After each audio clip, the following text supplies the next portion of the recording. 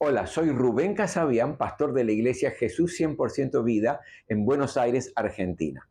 La Biblia dice que sin fe es imposible agradar a Dios. Y esa fe viene a nosotros a través de oír la palabra de Dios. Por eso en esta hora yo quiero animarte para que puedas estar escuchando este mensaje de la palabra de Dios y tu fe pueda crecer, desarrollarse y madurar y de esta manera puedas vivir una vida plena, abundante. Quiero invitarte a abrir la Biblia, la palabra de Dios, en el libro de Job. Job en el capítulo 1, y vamos a leer algunos versículos de esta historia tan interesante que nos puede dejar grandes enseñanzas en el día de hoy. Job capítulo 1, y voy a leerles a partir del versículo 6 en adelante. ¿Lo tiene allí? Job capítulo 1, del versículo 6 en adelante. Dice así la palabra de Dios, preste mucha atención. Llegó el día en que los ángeles debían hacer acto de presencia ante el Señor, y con ellos se presentó también Satanás. Y el Señor le preguntó: ¿de dónde vienes? Vengo de rondar la tierra y de recorrerla de un extremo a otro, le respondió Satanás. ¿Te has puesto a pensar en mi siervo Job? Volvió a preguntarle el Señor. No hay en la tierra nadie como él. Es un hombre recto e intachable que me honra y vive apartado del mal. Satanás replicó: ¿y acaso Job te honra sin recibir nada a cambio? ¿Acaso no están bajo tu protección él y su familia y todas sus posesiones? De tal modo has bendecido la obra de sus manos, que sus rebaños y ganados llenan toda la tierra. Pero extiende la mano y quítale todo lo que posee, a ver si no te maldice en tu propia cara. Hasta aquí la lectura de la palabra del Señor. Gracias, Señor, por este tiempo. Gracias por tu presencia, que es lo que vale la pena, Señor, estar en esta reunión. Gracias por tu palabra, porque tu palabra es quien nos edifica, aumenta nuestra fe, fortalece nuestra vida, nos marca el camino que a ti te agrada. En esta hora yo te ruego, Señor, que tu Espíritu Santo pueda tomar esta semilla que vamos a estar lanzando de tu palabra y arraigarla en cada corazón, y que sean, Señor, vidas transformadas por el poder del Evangelio de Jesucristo. Háblanos, Señor, porque necesitamos hoy escuchar tu voz. Necesitamos aprender de tu voluntad para nuestra vida. En el nombre de Jesús, amén. Vamos a coincidir que cuando hablamos de Job, y aquellos que conocemos bien la historia de Job, vemos a un hombre que perdió todo lo que tenía en un solo día. Le hago un rapidísimo repaso. En un solo día Job perdió todas las posesiones que él tenía, siendo que era el hombre más rico de todo Oriente. En ese mismo día Job perdió su familia, porque nos marca la historia que toda su familia, sus hijos, que eran 10 hijos, estaban haciendo un banquete, una fiesta en una de las casas de sus hijos, y una tremenda tormenta vino, destruyó la casa y cayó sobre sus hijos, y todos sus hijos murieron. Pero no solamente perdió en cuanto a la familia, sus hijos, sino que su esposa, que también estaba sufriendo el tremendo dolor que como familia estaban viviendo, llegó a decirle: maldice a tu Dios y muérete. Por lo tanto, perdió a su propia esposa. Pero no fue ahí suficiente, sino que ese mismo día Job perdió la salud, quedó tremendamente enfermo. Por eso es, mis queridos, que cuando pensamos en la historia de Job, las primeras palabras que vienen a nuestra mente, ¿cuáles son? Sufrimiento, padecimiento, pérdida, paciencia. De hecho, hay un versículo bíblico que nos dice que necesitamos tener la paciencia de Job. Pero la razón por la cual usted y yo creo que todo el mundo que conoce la historia, identificamos este personaje bíblico, Job, con estas palabras, la palabra de sufrimiento, la palabra de pérdida, es porque solamente en los 40 capítulos que nosotros leemos, realmente nos marcan la vida más cruel, difícil, dura que le tocó a este personaje. Por eso pensamos que cuando hablamos de Job, la enseñanza es: tenemos que aprender a sufrir con paciencia.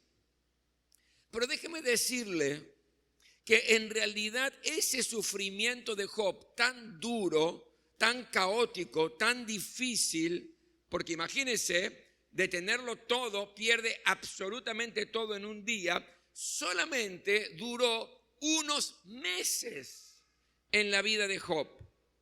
Lo normal, mi querido, en la vida de Job, antes de este episodio, antes de esta tragedia de perder absolutamente todo, y lo normal después de terminada esta tragedia en la vida de Job, es que él tenía una vida plena, bendecido, una vida completamente feliz.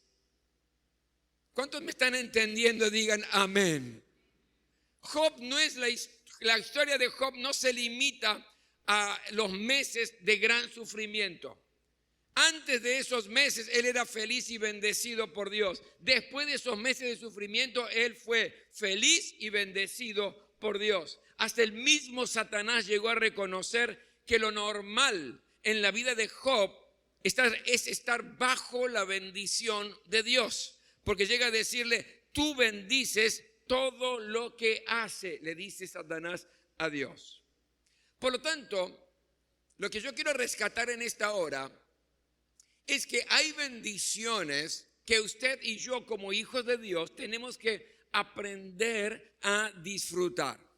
Y nos enseña el pasaje bíblico que acabamos de leer, cuáles son estas bendiciones que usted y yo debemos disfrutar como cristianos. En primer lugar, yo creo que debo disfrutar la bendición de ser alguien protegido por Dios. Fíjese el versículo 10, dice: ¿acaso, le dice Satanás a Dios, acaso no está bajo tu protección él? Satanás está reconociendo cuál era la manera de vivir de Job. Estaba bajo la protección de Dios. En otra versión dice: tú no dejas que nadie lo toque. Y esta es una bendición, mi querido, que es maravillosa, que es estar bajo la protección de Dios. La Biblia dice que Él es tu escudo, que Él es mi escudo. Por ejemplo, 2 Samuel capítulo 22, versículo 31. Escudo es Dios a los que en Él se refugian. Dios protege a todos los que en Él confían. Si vamos al Salmo 3, versículo 3, dice: pero tú, Señor, eres mi escudo protector, eres mi gloria, eres quien me reanima. Un versículo más, Salmo 18, versículo 2. Tú eres mi protector, mi lugar de refugio, mi libertador, mi Dios, la roca que me protege, mi escudo, el poder que me salva, mi más alto escondite. Y podemos seguir, porque en 21 oportunidades, 21 versículos de la palabra de Dios nos revela y nos dice que Dios es mi escudo. Dios es tu escudo, por lo tanto nuestro protector. Y el escudo es un elemento fundamental para la lucha. Aquellos que nos gustan las películas épicas de aquellos tiempos de romanos y los bárbaros y demás, nos damos cuenta y vemos la importancia que tienen los escudos en la batalla, porque el escudo era quien protegía todo el soldado. Lo protegía de las lanzas, lo protegía de las espadas del enemigo, lo protegía de las flechas del enemigo. Por lo tanto, el soldado podía batallar, era un arma de defensa, podía batallar sabiendo que había una protección en todo su cuerpo a través del escudo. Y Dios es tu escudo, y Dios es mi escudo. ¿Y de qué me protege, pastor? Dios, mi querido, lo sepas o no, lo creas o no, protege tu vida física, aunque a veces no lo veas. Mire, yo podría contarle tantas experiencias vividas sintiendo la protección de Dios sobre mi vida. Le voy a contar alguna. Recuerdo, estaba en el Perú. Había sido invitado en 2 ciudades, en Lima, y luego tenía que ir a Trujillo. Y cuando estaba en Lima, habían organizado 4 campañas en 4 estadios de básquet. Uno al norte de Lima, otro al sur, otro al oeste y otro al este. Entonces, cada noche de esas 4 noches yo tenía que predicar en uno de estos microestadios de básquet según los puntos cardinales. Entonces recuerdo que fui al primero, fue una bendición, fui al segundo, una bendición, al tercero también, y en el cuarto también fue una bendición. Y yo estaba feliz, estaba contento. Viajo para Trujillo y cuando abro los diarios allí en Trujillo, justamente en una página central, tiempo de Sendero Luminoso, la guerrilla de Sendero Luminoso. Cuando abro el periódico me doy cuenta que habían puesto, lo que era habitual en aquel tiempo, un coche bomba, y lo habían puesto en la entrada del estadio, del último de los estadios donde yo había estado predicando. Pero fallaron, según el relato de los periodistas, falló en el tiempo porque estalló 2 horas después de que se había desconcentrado toda la gente de allí del culto que teníamos. Y el artículo decía que la intención era generar un daño muy grande. Y yo dije, gracias Señor por tu protección, pero ahí no terminaba todo. Porque cuando llego a Trujillo tenía que tener una campaña en el estadio de fútbol de Trujillo. Entonces, a raíz de todo esto que se había generado en Lima, me viene a ver al hotel el jefe de la policía de Trujillo. Y me dice, mire, le voy a pedir un gran favor. Le digo, ¿qué necesita? No haga ese evento en el estadio. Le dije, ¿por qué? Porque Sendero Luminoso está buscando una noticia internacional.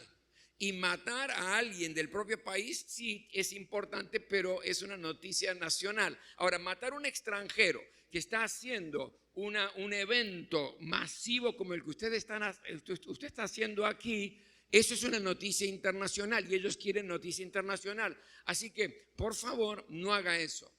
Vino a mi corazón en ese momento que el Señor es mi escudo. Él es mi protector. Y yo le dije al jefe de policía, mire, usted haga lo que tiene que hacer, solamente que no me espante la gente, porque si se va a poner en las entradas y no va a dejar pasar a nadie, el evento no va a funcionar. Si usted quiere, revise la plataforma, no hay ningún inconveniente, etcétera. Pero quédese tranquilo. Y yo le dije, Dios es mi protector. Entonces me dijo, bueno, mire, vamos a hacer lo más que podamos. En el hotel donde usted está va a haber un agente, pero de civil. No le vamos a decir a usted quién es para que no lo mire y no se delate, por si es que Sendero Luminoso de alguna u otra manera quiere matarlo. Entonces va a haber alguien allí y trate de no salir del hotel. Y cuando vamos para el lugar lo vamos a ir a buscar nosotros. Mire, nunca me había pasado. Era un auto de la policía, era el auto que me llevaba a mí, otro auto de la policía y adelante 2 motos. Yo no sé, pensaba que era un general del ejército o un presidente. Mire, nunca me había pasado. Dije, wow, ¿y esto? Y le dije después al jefe de policía, si queríamos pasar desapercibido no era la forma. Pero lo cierto es que me pude mover con tranquilidad. ¿Sabe por qué? Porque tenía la plena certeza y la convicción que Dios es mi escudo y Él cuide mi vida física, como la suya también. Había sido invitado en México, 5 años consecutivos en México para predicar, en cruzadas donde 12 iglesias en Distrito Federal se unían cada año para hacer una campaña evangelística, y el programa era de 5 años. Y fui al primer año, fui al segundo, fui al tercero, fui al cuarto, y cuando iba a ir el quinto, que era la última de las campañas, año 1985, yo sentía de parte de Dios que no tenía que ir.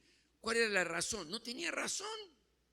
Si venía consecutivamente yendo las 4 veces anteriores y había sido una tremenda bendición, pero había algo dentro mío que era el Espíritu de Dios diciendo, no tenés que ir. No sabía cómo informarle a la gente de México que no iba a ir, pero era muy fuerte lo que estaba sintiendo. Al final me animé y les dije, llamándolos por teléfono, porque no había en ese tiempo ni WhatsApp ni nada de esto. Los llamé por teléfono y les dije, no entiendo por qué, pero no voy a ir. Pero me decían, pastores, es el final de la secuencia de 5 campañas que tenemos programadas y usted estuvo en las anteriores. Sí, yo les agradezco muchísimo, pero siento algo en mi interior, no sé qué, no lo puedo explicar, pero no voy a ir. 1985, no sé cuántos se recordarán lo que pasó en el 1985 en Distrito Federal. Hubo un terremoto tan grande que el hotel donde yo habitualmente paraba, que era en el 4º piso, siempre era la misma habitación que tenía, en el 4º piso, durante el tiempo de la cruzada, es decir, yo debía estar ahí, el 4º piso por el terremoto pasó a ser planta baja. Y ahí entendí, Dios me protegió, Él fue mi escudo, Él fue mi escudo. Protegió mi vida. ¿Por qué? Porque lo dice la palabra, Él es mi escudo protector. Una más le cuento. Año 2001, soy invitado a Australia para predicar en un congreso de pastores. Resulta que ese congreso de pastores eran muchos latinos que estaban allí, muchos pastores latinos de toda Australia. Iba a ser un evento muy lindo según lo que me habían dicho. Pero lo cierto es que usted se acuerda de lo que aconteció en el 2001. Fue la caída de las torres. Entonces cuando nos comunicamos de nuevo, me dicen, pastor, tenemos su viaje para venir, pero el viaje de regreso, esto va a ser 1 mes y medio después del evento, porque no hay pasajes, porque era un caos general en el mundo entero, verdaderamente, con los vuelos y demás. Entonces yo le dije, pero ¿qué voy a hacer un mes y medio después del evento allí en Australia? Algunos pastores amigos me decían, y aprovecha y paseá y demás, pero 1 mes y medio, justo eran las fiestas también, fin de año, etcétera. Y había algo que me incomodaba en mi interior, ¿verdad? Era un lindo evento de ir y predicar allí en Australia. Los pastores, era algo que me hubiera encantado, pero había algo en mi interior que me movía. Era el Espíritu de Dios que no me daba paz. Entonces, en un momento determinado les dije, no voy. Se enojaron. ¿Cómo que nos va a dejar? Tenemos todo organizado, de todo. Perdónenme, le dije, pero no voy. El primer día del congreso se desató en Australia, justo en la región donde estaba este congreso, se desató un incendio que arrasó con todo. Y hubo que suspender rápido, no hubo, gracias a Dios, víctimas, pero hubo que suspender todo el congreso de pastores porque las llamas se llevaron todo por delante. Y yo dije, gracias Señor, porque tú eres mi protector, tú eres mi escudo. Mi querido, es una bendición de parte de Dios que debes disfrutar.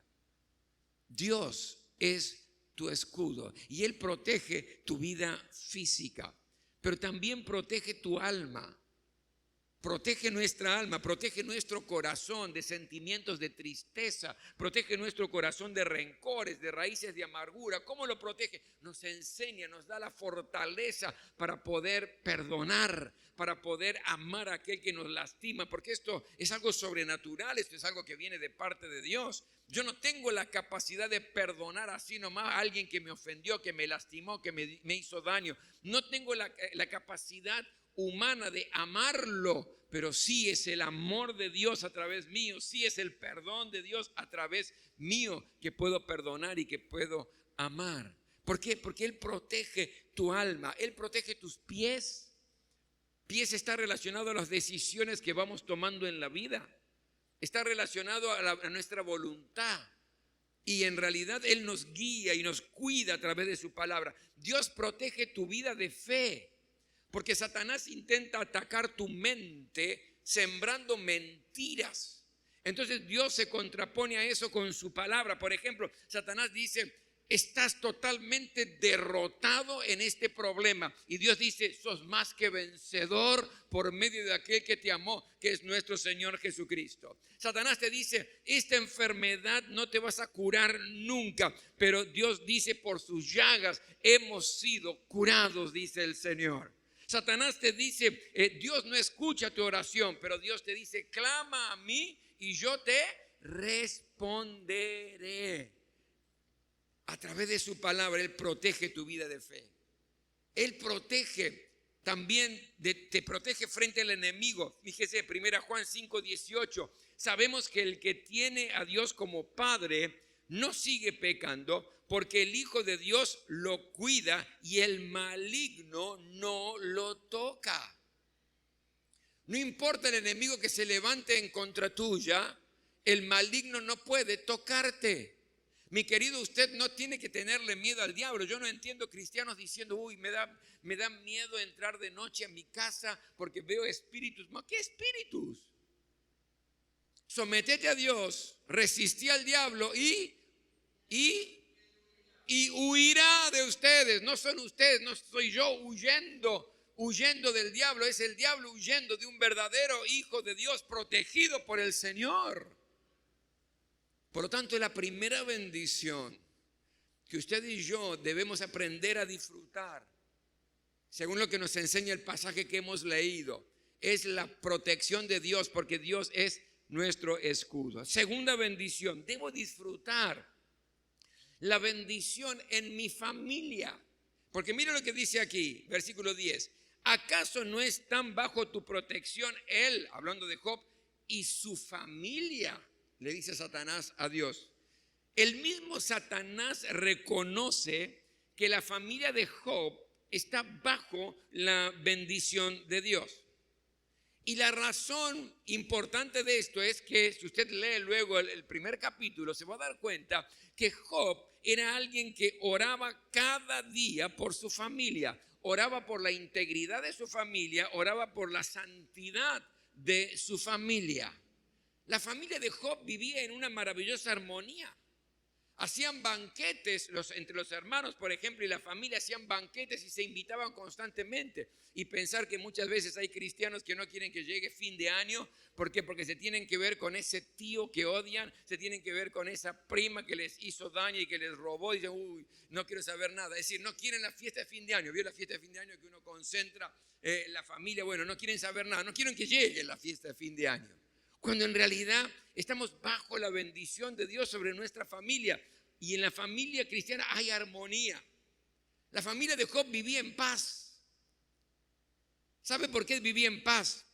Porque los hermanos no estaban tensionados pensando quién iba a distribuir la herencia cuando se muere el padre. Ay, pastor, ¿qué tiene que ver eso? Si yo le contara, mi querido, si yo le contara.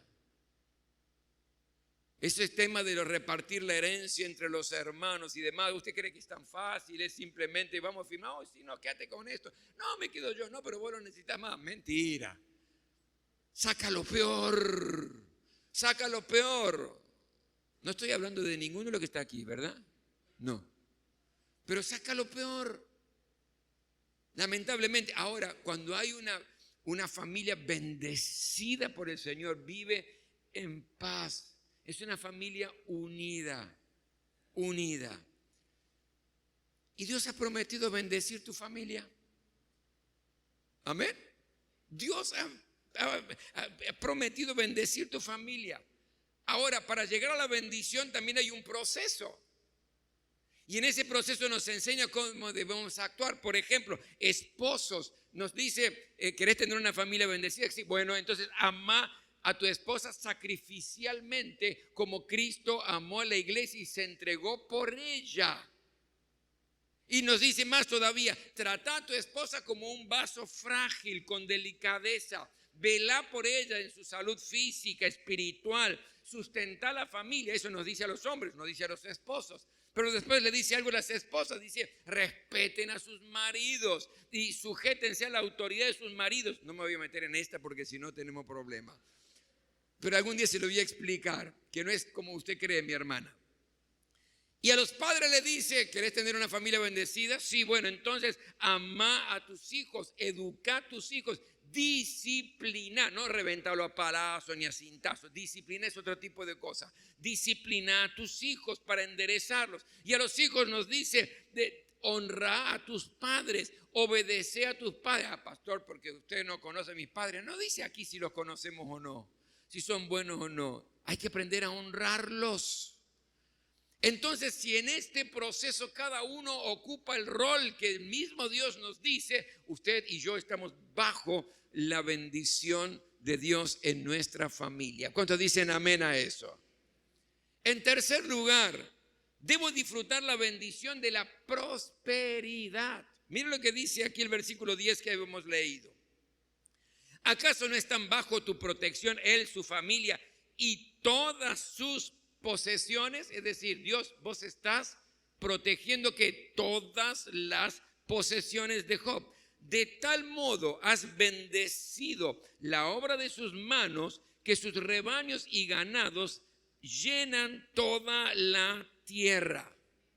Job era alguien próspero, y esa prosperidad, según lo que nos enseña la palabra, era gracias a Dios. No es que él era el super comerciante o el tipo vivo que sabía hacer mucho. No, seguramente era alguien avispado, claro que sí, pero era Dios, era la prosperidad que Dios le daba. Y ¿sabe una cosa? Dios a usted y a mí nos ha prometido estar como cabeza y no como cola. Nos ha prometido estar encima y no debajo. Dios nos dice que no faltará ningún bien a los que le temen. Dios dice que nunca vamos a mendigar el pan. Dios dice que aún los inconversos que nos rodean van a decir de nosotros, dichosos estos. ¿Cómo puede ser que prosperen en medio de la crisis que estamos viviendo? Ahora, ¿y el proceso para eso? Bueno, tenemos que ser honestos con nuestros diezmos, dar nuestras ofrendas con alegría, ayudar al pobre.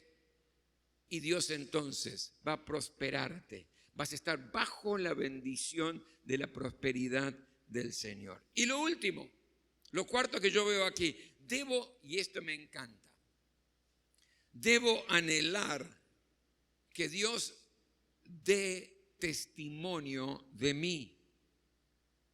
Se lo explico. Versículo 8 que leímos. ¿Te has puesto a pensar en mi siervo Job? Volvió a preguntarle el Señor. No hay en la tierra nadie como él. Es un hombre recto e intachable que me honra y vive apartado del mal. Es muy importante que usted y yo aprendamos a honrar a Dios, ¿verdad? Tenemos que aprender a honrar siempre a Dios. Pero es mucho más impactante, o por lo menos para mí, cuando Dios da testimonio de alguien. ¿Me está siguiendo lo que quiero decir, no? Y Dios está dando testimonio delante de Satanás, está dando testimonio de Job. Dar testimonio es reconocer públicamente las virtudes de alguien. Y Dios le está diciendo en la cara a Satanás, ¿te diste cuenta, mi siervo Job? Yo doy testimonio que es alguien recto, es alguien intachable, que es alguien íntegro. Yo puedo decirte que es alguien que me honra, que está apartado del mal. Me encanta el episodio donde Jesús está sentado en el templo y ve cómo la gente va poniendo sus ofrendas. Y de pronto venía un rico y ponía su dinero allí. Y venía otro quizás de clase media y ponía el dinero allí. Estaban ofrendando y lo hacían muy bien como correspondía. Pero de pronto viene una pequeña mujer viuda, pobre, con 2 moneditas y pone eso en el canasto que había de ofrenda. Y Jesús abre los ojos y rápidamente llama a sus discípulos y comienza a dar testimonio de esta mujer.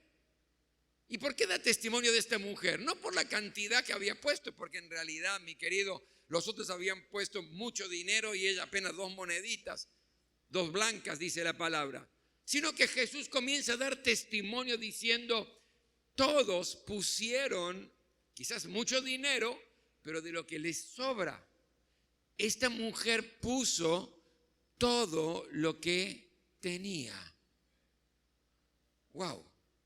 Jesús dando testimonio de esta pobre viuda por lo que había dado. Entonces, esto me lleva a hacerme una pregunta. Hágasela usted también. Cuando Dios me ve, ¿puede dar testimonio de mí? ¿Puede dar testimonio de mi vida? Cuando Dios ve mi ofrenda, ¿puede dar testimonio?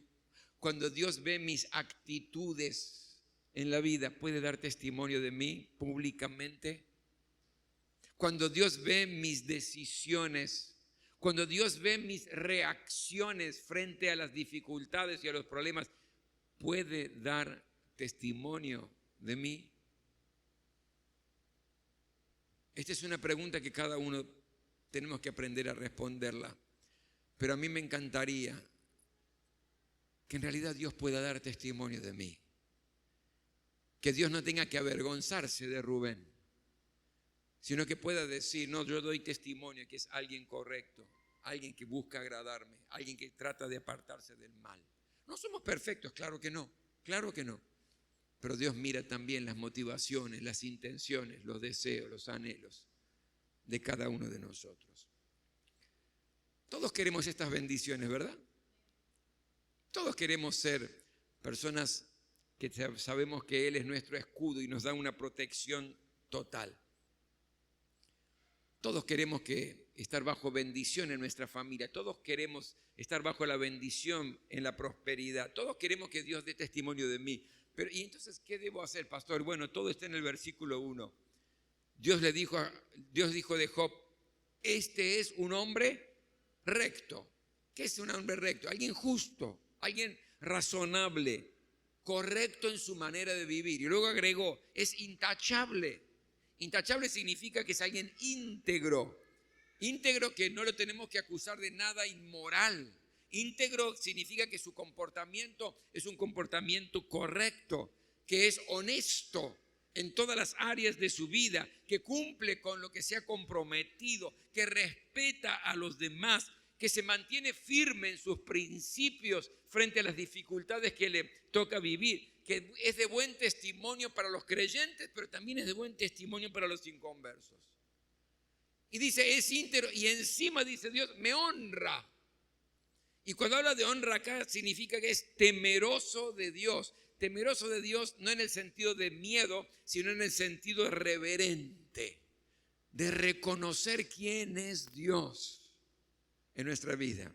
Y dice, vive apartado del mal, es decir, alguien que evita los pecados deliberados.